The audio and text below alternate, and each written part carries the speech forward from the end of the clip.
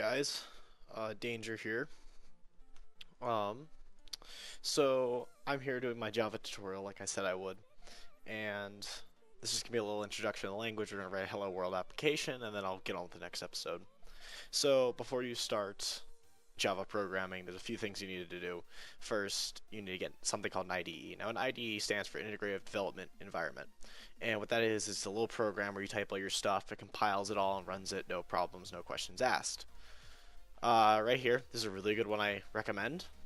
It's Eclipse. It's free. It is, in my experience, the best one for Java and C++. Well, actually, Visual Studio is better for C++, but Eclipse is really cool because it has a bunch of plugins, so you can do C++, you can do Java.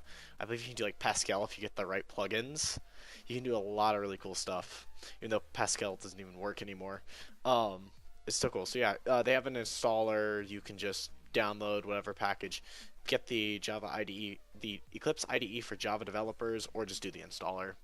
Whatever one's easier for you. If people are having issues with it, I'll show them how. But yeah. So once you get it installed, you just launch it like this, and it will load on up. Okay, so when you get to Eclipse, there's gonna be this nice little welcome page. I don't have one because yeah.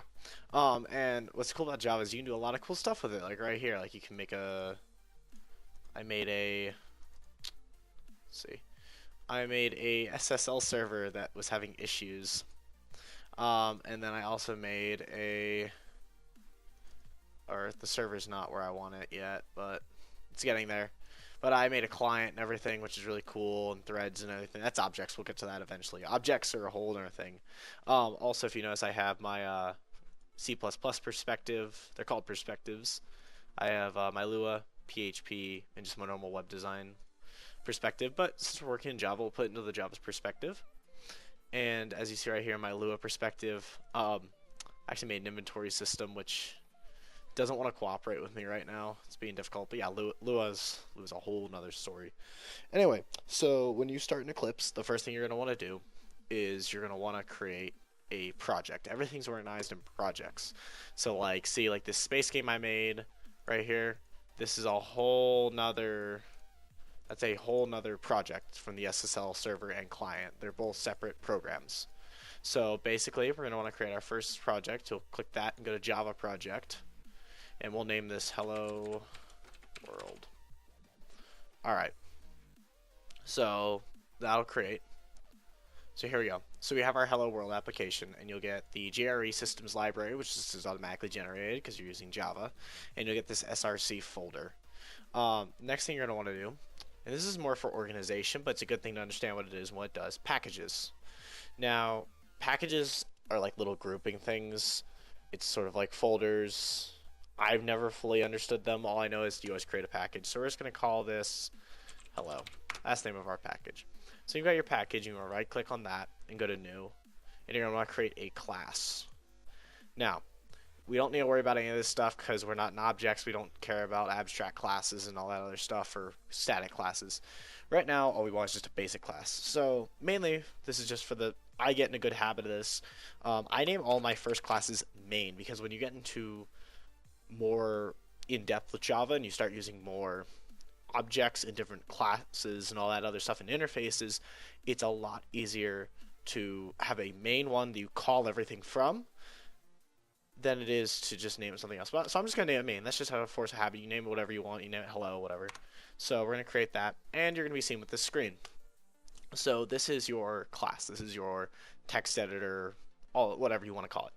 So basically, we have a few things declared here. We've declared the package that we're in. The package name is hello, and we've declared that it is a public class named main. And we can see these little brackets say, so we type all of our code in here. Unless you're doing an import, in that case, you just import up there.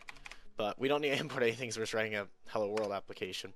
So you can space down to the next line. And the first thing you're going to need to do is you're going to need to create a method, or, well, actually, it'd be more, yeah, no, it's a method, not a function. This is a method. So what a method is it's a grouping of code, and when you call a method, it runs that code. So you always have to have a main method no matter what you're doing. That is the primary one that when you click run, when you start the program, that method is going to be called.